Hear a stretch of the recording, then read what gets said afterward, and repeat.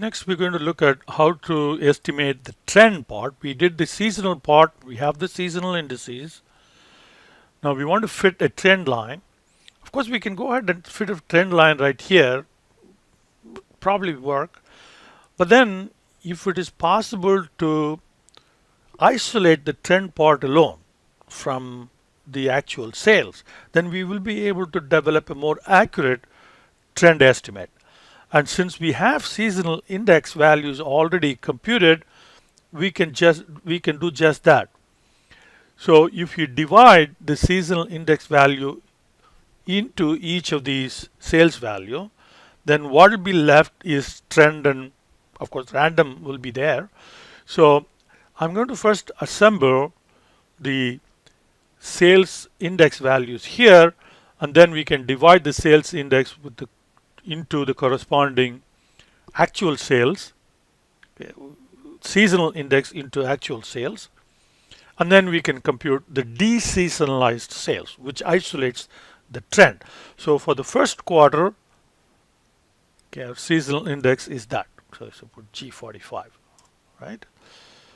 And then we will go down 1, 2, 3, 4. Okay, so that's for these 4.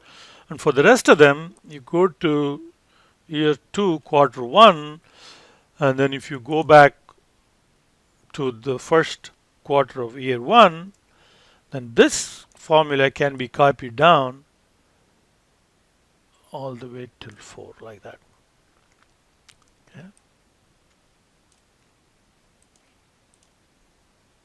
So now we have the seasonal index values for each of these quarters. All right. So deseasonalized sales is you take the actual sales and divide by the seasonal index. Copy that down.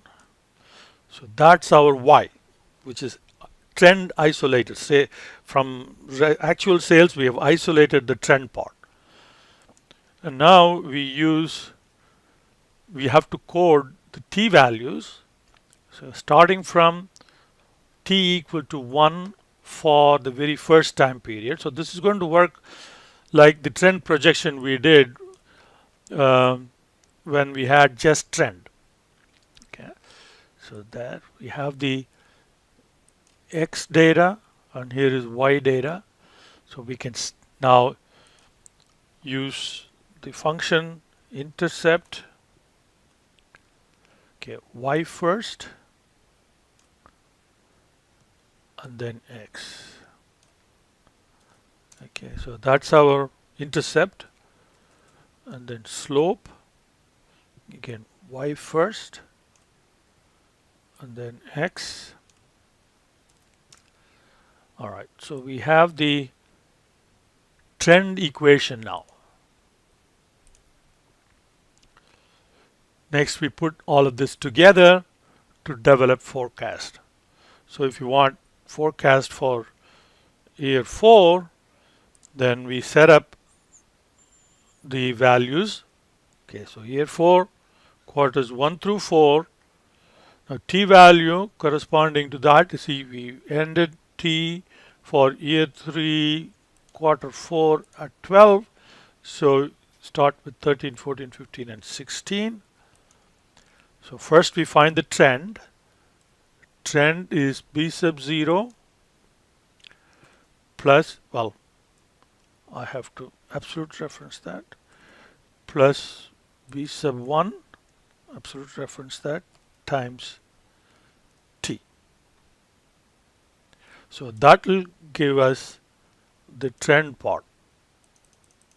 Now we need the seasonal index, which is right there. We already did that before.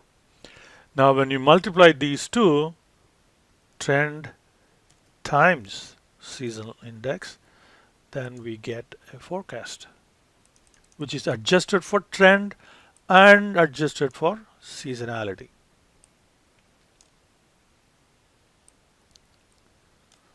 Okay. So this is for the future year 4.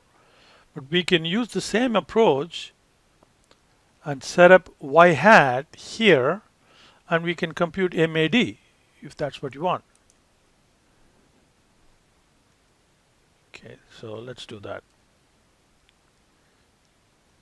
DS forecast, deseasonalized forecast, right? So that'll be B sub 0 plus B sub 1 times T. Okay. Then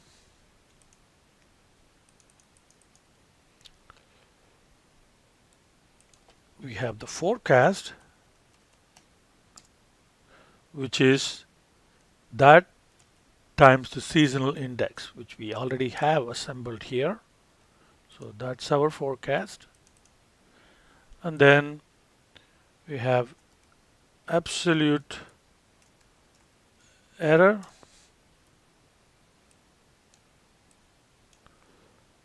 okay, which is ABS of actual sales minus the forecast. Okay. So now copy that down, put the bottom border back, average, all that will give you MAD. Again, and once again, you have to be really careful because in this case, at least, the sample size is small and all of the values are internal. So how this model will perform in the future, and that's what should determine how good this fit is.